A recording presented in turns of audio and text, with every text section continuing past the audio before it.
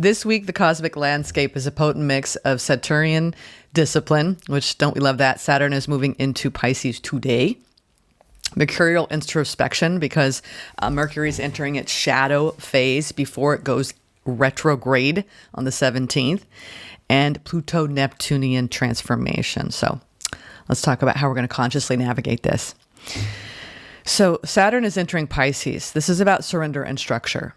The theme is around spiritual maturity, emotional accountability, and karmic refinement. So this is how we're going to approach this aspect this week. Create gentle structure around your emotional world. This is a good week to start practices like journaling, dream work, or setting boundaries in relationships that drain you emotionally.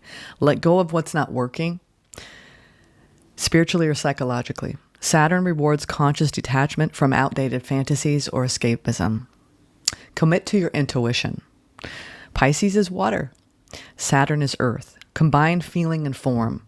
Trust gut instincts, but follow through with grounded action. Your affirmation for this aspect for the week is, I trust the unseen and I build something real from it. Now, let's talk about Mercury. It's entering shadow in Leo, which is about reflecting before you roar. Okay? The theme is self-expression, communication, tension, and ego recalibration. So here's how we're going to navigate this aspect this week. Rehearse your truth before sharing it.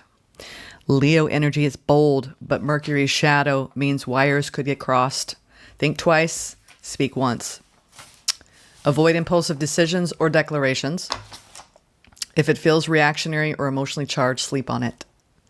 Revise any creative projects. This is a good time to review your ideas rather than launch them.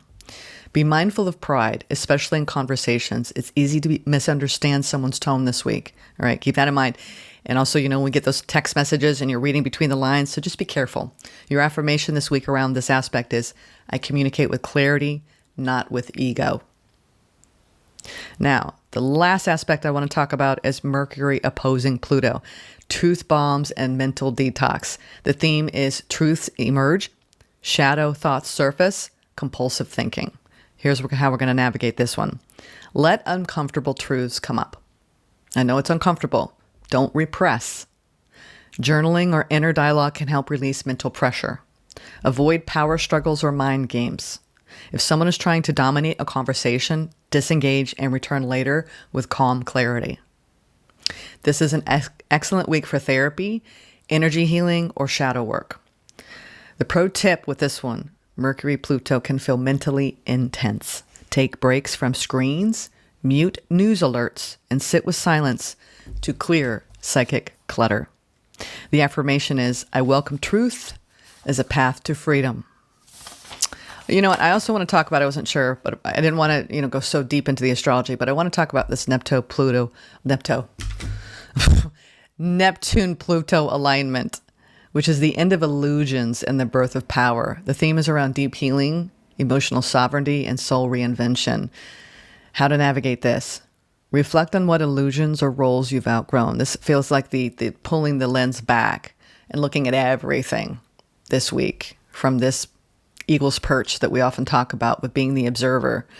Reflect on what illusions or roles you've outgrown. This alignment is like a psychic detox. Old identities are melting away. You may feel more intuitive, psychic, or emotional. Write it down, channel it into art, or share it in a trusted space. Let something end. Whether it's a story, a grudge, or a belief, this is a cleansing moment. Your affirmation is, I release the illusion and reclaim my truth. So, that was a mouthful. Let's talk about some